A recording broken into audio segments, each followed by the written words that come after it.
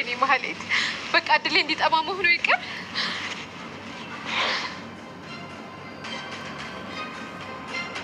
ማክበር እንድከት ነው የሚያደርገኝ። የበሰበሰ ዝናብ አይፈራም። ወይኔ ማህሌት በቃ እድሌ እንዲጠማ መሆኑ ይቀር።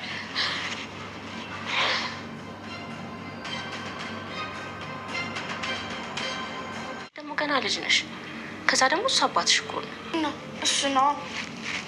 ከዚህ በኋላ እንደሆነ አላጫውተውም፣ አላናገረውም። ያዘዘኝ ነገር ካለ ከዚህ በኋላ ጨጭ ብዬ ነው ያዘዘኝን ነገር ማድረግ። አይ ምሳሌ ተማከለኛል ብሩኬ። የልጅ ጨዋታ እንግዲህ ሲናፍቅ ምን እንዳደረክ ያኔ ይገባካል። እንኪሻም ቢያንቺ ትንሽ ብንጂ በቃ ተቀበል። እሺ በቃ ሂጂሽን ታጠቢና ነኝ። እኔ ደግሞ ያንቺን ትራፊ ይበል። ለምንድን ነው የምታረጊው ግን ሁሌ አንቺ? አቁሚ። ቅልት ያንን የምታረገውን ነገር በቃ ራፉ ለዛ ምን ነው ብላ እንጂ በቃኝ በላው እኮ ካንተ ጋር ባይሆን እንደውም ይዝን ያለም አልበላም ነበር። ምግብን እኮ በአንድ ማዕድ በጋራ ሲበሉት ይጣፍጣል። ቅድስትዬ እንግዲህ ዛሬ በጣም ከፍቷት ደብሯት ነበረ። እንግዲህ በባለፈው ክፍል እንዳያችሁት መጨረሻ ላይ ብሩኬ የሰጣት አበባና ደብዳቤ በጣም አስደብሯት ነበረ። እሷን ብቻ ሳይሆን እኛም እንግዲህ ደብሮን ነበረ። ምክንያቱም ምን እንደሆነ ሳናውቀው በጣም ደብሯት ስለነበረ በዛ አማካኝነት እንግዲህ ደብዳቤውም ያው እንደሚለው ብሩክም እንግዲህ ለሷ ከማሰብ አንጻር ነው ይሄን ነገር ያደረገው።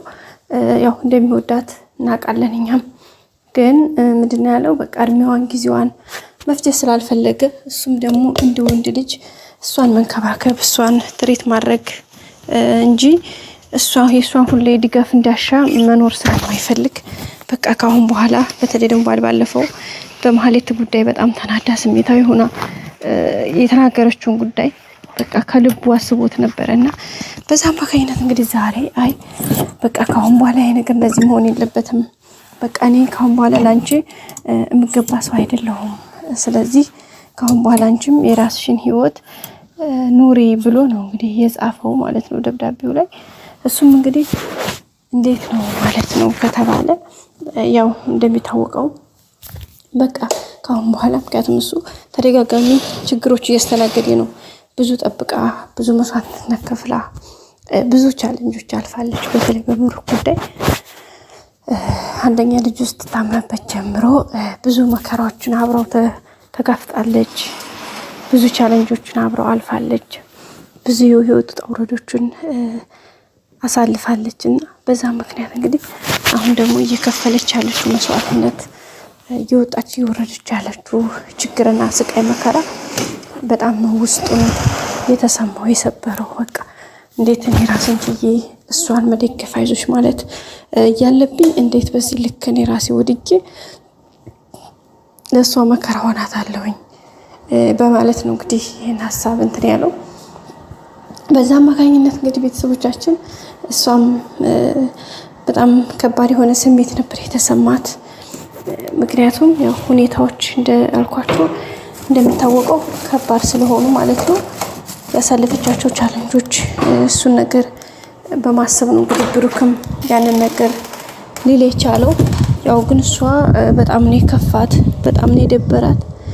ምክንያቱ ደግሞ ያው ይሄን ነገር ከሱ ስለማትጠብቅ ምክንያቱም እሱ ጠንካራ ሆኖ ማየት ነው እንጂ እሷ የምትፈልግ የምታየው ነገ ጧት ሌላ ቀን አለ በቃ ስለምትወደው ስለምታፈቅረው እንጂ ይሄን ያክል መስዋዕትነት መከራ እየከፈለች ያለችው ሳትወደው ወይ ደግሞ ሳታፈቅረው እንዳልሆነ እየገለጸችለት ነበርና እሱም ያው ከዛ አንፃር እንግዲህ በጣም ከፍቷት ነበር፣ ደብሯት ነበር።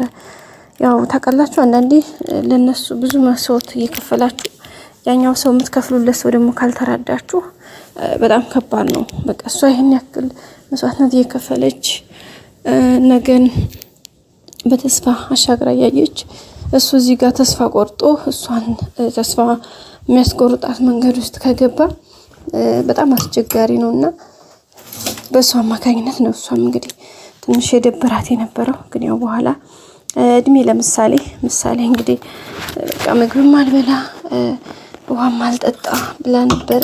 ምክንያቱም በቃ ለምን ለምን ቅድስቴን አስቀየምካት? አስደበርካት? ለምንድነው ያስለቀስካት? ለምን እንደዚህ የምታደርገው? ቅድስትዬ ከፍቷት ሳይኔ በጣም ነው የሚደብረኝ እና ያለችው አባቷንና ያው እሱም እንደገና በኋላ ድጋሚ ያው ይቅርታ ደብዳቤ ጽፎ እንግዲህ ድጋሚ ከአበባ ጋር ሰጥቷታል። ያው ሲሰጣት በጣም ድንግጣ ነበር። ድጋሚ አሁንም ምን ሊሆን ይችላል የሚል ነገር ስለነበረ ታውቃላችሁ፣ ሰው አንዴ የተሞከረ ሁሌም ትፈራላችሁ አይደል?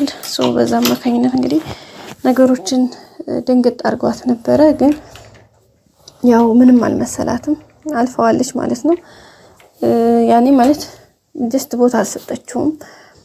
ያው ስታየው ደግሞ የይቅርታ ደብዳቤ ነው። ደብዳቤውን ተቀብላ ደስ ብሏት እንግዲህ አሪፍ ላይ ነው የሚገኙት። ስለዚህ በጣም ነው ደስ የሚል ነገር ነው። ያው እንግዲህ ብሩክም አሁን ይቅርታ ስላደረገችለት ደስ ብሎታል። ግን ከሱ ባሻገር ከሱ በላይ ምሳሌ ናት። በጣም ሶ ሃፒ።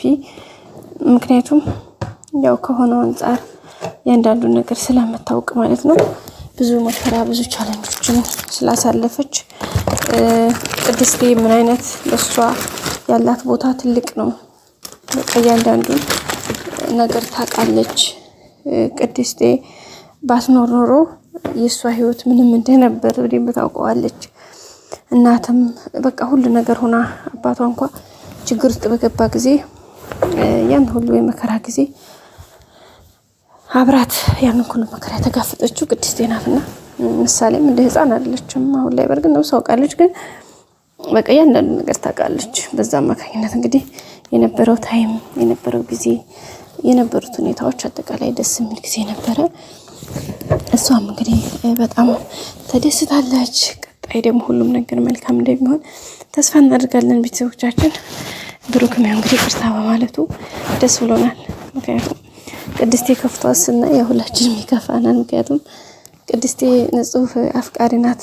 እህትየዋ ለራሱ በቃ ምንድነው ይሄ ነገር ምናምን እያለቻት ነበርና አይ በቃ ያለው ነገር ይሄ ነው። እኔ ደግሞ በጣም ነው የምወደው እሱ ይሄ ስሜት ተሰምቶት ነው ምትላይ በቃ ሲቆመሽ አስቢበት።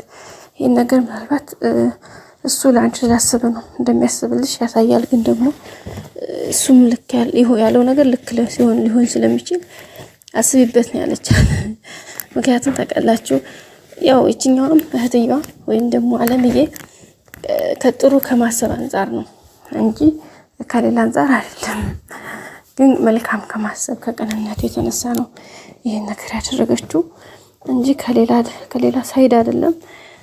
ግን ያው ተረዳታላችሁ ነው ያው አለምዬ ለቅድስቴ በጣም ቅን ሆና ከማሰብ አንፃር ነው ያን ነገር ያደረገችው።